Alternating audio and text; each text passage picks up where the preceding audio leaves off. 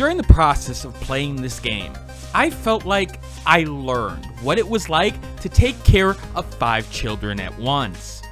Yep, what you see on screen. Yes, this is the intro to the review, and yes, I have no idea why. Mechanibots releases on August 31st, 2022 on the PC, specifically Steam, for the price of $2.99. The game is a roguelite auto-battler that has you picking up, placing down, and doing whatever you can to protect your bots to survive. The question is, can playing Wall-E keep your attention over hours upon hours, or will the game run out of solar power before getting good? That's what I'm here to find out, but before I begin, this key was obtained from the developer for the purposes of review. That won't change my opinion of the game in the end, but you should know that because of FTC guidelines, as well as the whole morals thing, you know? The basic premise of the game has you playing as the titular Mechanibot, and you have one simple and easy task that you're programmed to do. You just need to fix the sun. Now, how you're going to do that extraordinary task isn't exactly gone into depth, as the game focuses more on the path to actually get to the sun. But considering the whole consequences of the sun going out causing the heat death of the universe, your mission is sort of important. With that said, there's an odd resistance to you doing your task, as creatures and even other bots seem to be stopping you along the way, posing questions. But let's put the story aside for a second and start with why you're playing the game. The gameplay. The goal of each round is simple: have at least one robot alive and take out the waves of enemies. At the start of each round, you will get the chance to buy or upgrade your robots with the gold you earned in the last rounds. Your choices at the start of the game are basic, but you do have categories of robots in a randomized 3-robot selection that you can purchase from, each having their own stats and strengths. Robot types start off basic, but do hit a range thanks to the classes they can be and combine with. Drillers, for example, are focused in a small range for reasonable damage and reasonable attack speed, while the bombers chuck bombs that do medium damage at a medium-high range, but a slower attack speed. There's about 8 base classes the game has, and you start with singular types of these robots, but as you make your way through the levels, you will unlock higher base level robots that have higher damage and health potential, and possibly a second class type, but you usually have to pay a little bit more coin for those. If you buy the same robot, however, you will level that robot up on the screen, which upgrades their ability and stats. You could also purchase upgrades separately, whether it be an attack speed or health upgrade, or a special upgrade that each robot can have only one of at a time. In addition, you can re-roll the robot selection at a cost of coin, or you can repair robots that have gone down with that same coinage, as health isn't necessarily repaired at the end of the round. You can also sell your robots, and that's actually important for team dynamics in the later rounds, as you can have 5 robots to start up with, although there are perks and upgrades that may allow for additional ones. Before battle starts, you get an indication of where enemies will spawn and where there are areas that are danger zones that your robots can take damage in. Your job as Mechanibot is simple. You basically move robots around like chess pieces on the board by running over, picking them up, and putting them down where you want.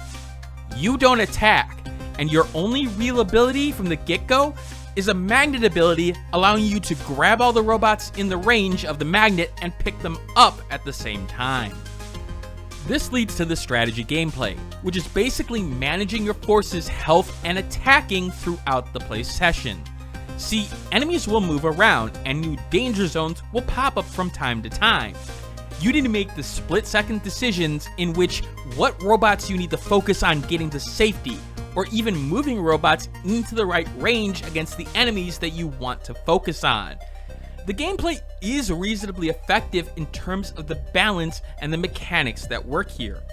The play area is large enough where spreading out your forces so that they can do damage to multiple areas or stay out of danger in the case of ranged bots, which usually have a little less health, mean that you have to be cautious about where you move, as if you don't notice the meteor about to come down on one of your bots, it could be taking reasonable damage that can knock it out of the fight before you can rescue it from the aforementioned danger. It's all about managing your forces, and hence the sort of babysitting role that you take up here. The biggest mechanic, however, in my opinion, is the wrench spawns that occur. Randomly throughout the fight, you will get repair wrenches that will recover health, and using them to repair bots that have taken a beating, or even using them strategically on bots that may be less damaged but are at the forefront of your assault, works rather fantastically in the overall scheme.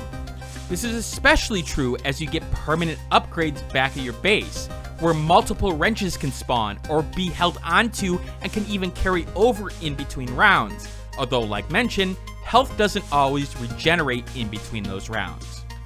Enemy variety in this case is okay, but I will admit that in the long term, I do want to see more variety in the big picture. You've got basic melee enemies that will cause damage over time with new danger zones, or even damaging a robot in place with structures from the ground. The game does a good job of mixing up the health and danger of the enemies, like spawning a more chunky enemy that can spawn little enemies that have slower yet big attacks that you have to worry about. Now, I will say that in terms of balance that I saw, there is one small problem here, and that's these swarming enemies on the screen. Usually you get a level that spawn these all around you, and let me be blunt here, a lot of your early runs will probably have you falling to these guys, especially if you didn't get the right upgrade. They just come from everywhere and overwhelm you, and I haven't really found a great way, even with ranged bots of yours, to really deal with their threat without them taking out 2 or 3 of your bots. You just get overwhelmed moving and repairing number-wise.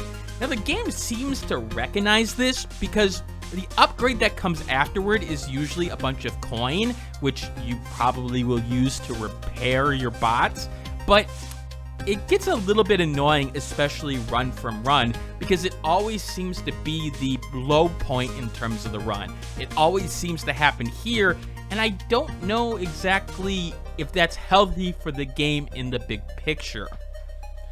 There are upgrades that you earn in between rounds that can help you outside of the purchasable upgrades, and these can be significant. They can modify wrenches to heal more per use, or even up your damage for specific bot types. These upgrades can range from alright to almost overly powerful, but never necessarily broken. Which sounds weird, but let me hit you with a few examples.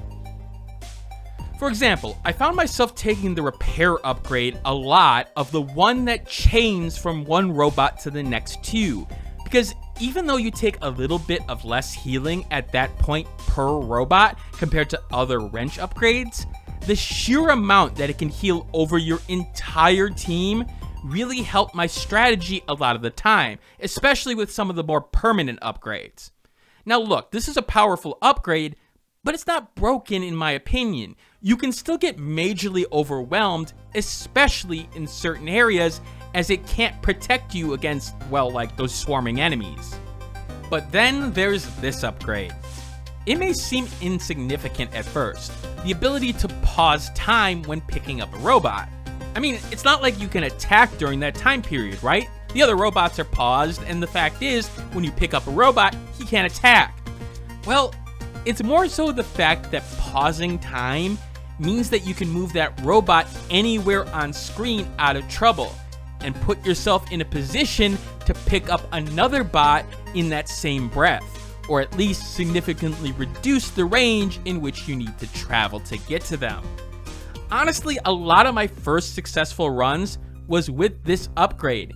It just allows you to stop and really just strategize, and almost breaks the game in my opinion. It comes very close. What's interesting is that the game does hit some variety with the loadouts of robots thanks to the class system that lead to some interesting team dynamics, but funnily enough, it doesn't really necessarily change the gameplay in that retrospect. See, for each class on your team, these gauges will appear on screen. If you get enough of one type of class, then you will get an overall buff of your team. Maybe more damage, maybe a reduction of damage on you, or very specific increases to fire or slowed enemies.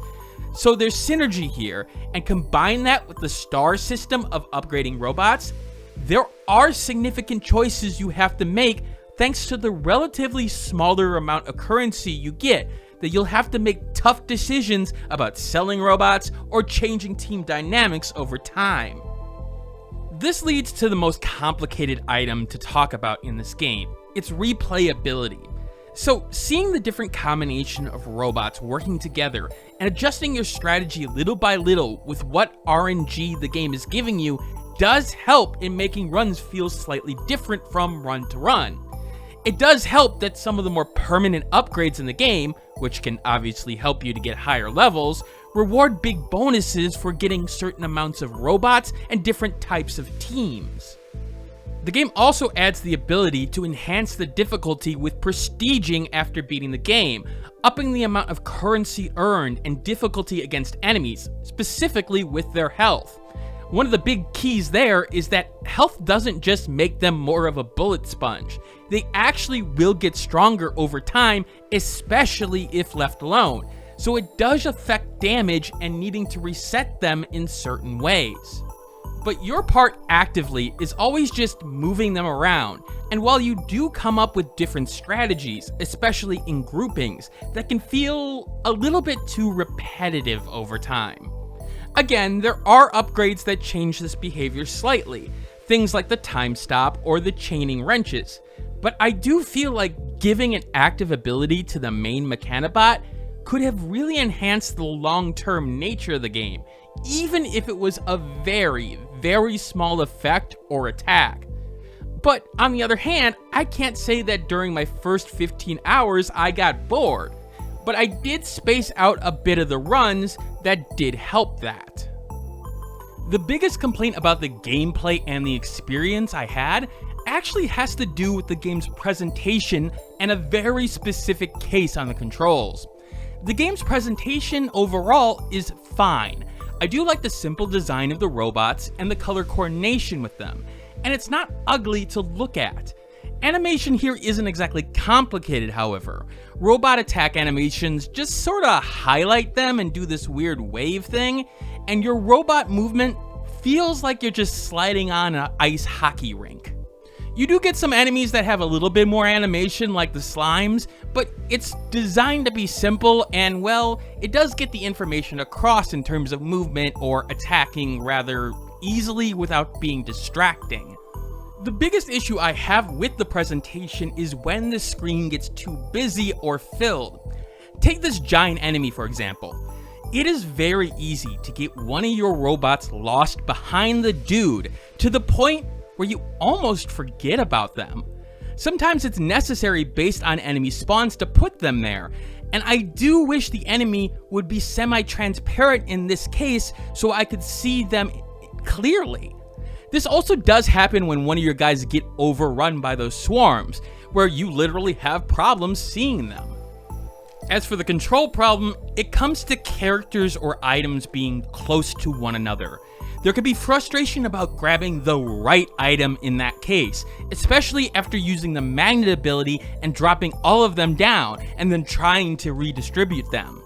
I did lose a couple of key people at key points in runs because I wasn't able to grab the right low health dude to get them out of danger, and that can feel real bad. It can also be weird when you're on the start screen in terms of before the round, and you can't actually grab the person that you want to remove because the UI button for buying is right there. As for sound design, it's sorta inconsequential to the experience in my opinion, as while it can give an idea of hit markers and interface interaction, it felt a lot more complimentary more than anything else. It wasn't bad, it just wasn't necessary to the success of the overall game, which I admit is sort of expected with an auto battler. It's the perfect genre to watch a YouTube video on, or especially to listen to. Just listen to what I'm talking about.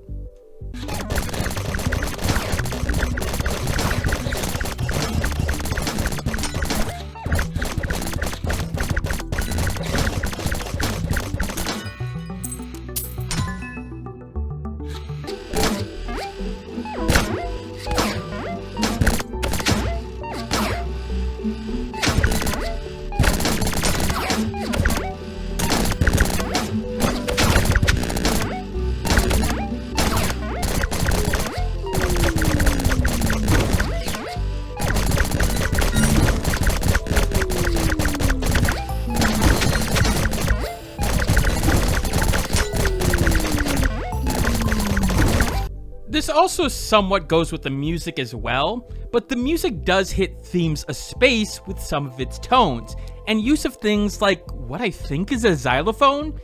It does complement the action well without being too action-oriented. It's actually sort of good thinking music of all things, which I admit I didn't expect, but it still works for this context. Just take a listen, and you'll hear what I'm talking about.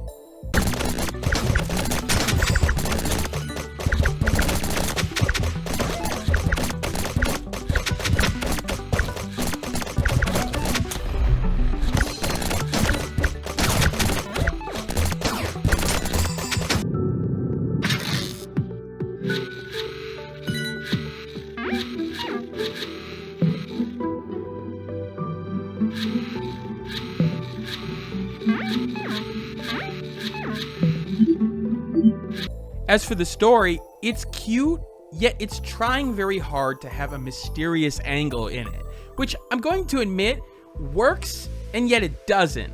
Like, the writing as a whole has this comical nonsense to it that makes you laugh, yet appreciate the brief interaction between not only people back at base, but also do really work when you interact with the bosses. I don't want to spoil a lot of the jokes or the interactions here, because really you're paying for the gameplay, and I feel like this is a nice surprise bonus on top of that. But I will say that the writing did want me to see what was really going on behind the scenes with the sun, and drove me to want to beat more runs of the game. Overall, Mechanibot literally defines my definition of a solid buy. It's a great price for hours of content. The gameplay design is smart, yet different enough compared to others in the genre, and the different interactions and strategies that you can come up with will have you appreciating the one more run nature of the game. It won't blow you away in any one category, but the price of the game will remind people of those who picked up Vampire Survivors for the hours of enjoyment that you got out of that game. And while I think it lacks in presentation to really be on the level of a game like that, it does succeed in making you happy, and yet a little frustrated when you try to deal with another swarm. The game earns an 87 out of 100, making it a solid buy unless you're really hurting for cash. But that doesn't take into account my enhancer system, which takes the more subjective element of games and tries to match a game to you. If you fall into one of the following categories on screen, add or subtract that score to the main score. If the first digit of your score changes, refer to this chart to see if the game lies in the buyability rating for you. That's it for this review, and for everybody who's made it this far, thank you. If you want to, hit that like button, or hit the dislike button to tell me, yeah, you need to change a couple things. You could also leave a comment in the comment section below, and subscribe if you want more content like this.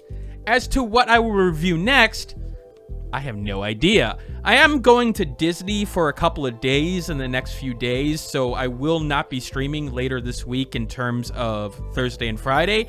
But I do have a Discord that I am active in, which is in the description below. If you want to talk, recommend a game that's upcoming that you want to see a review on, it's good to do it there. Anyway, That's it for now, and as always, keep on gaming.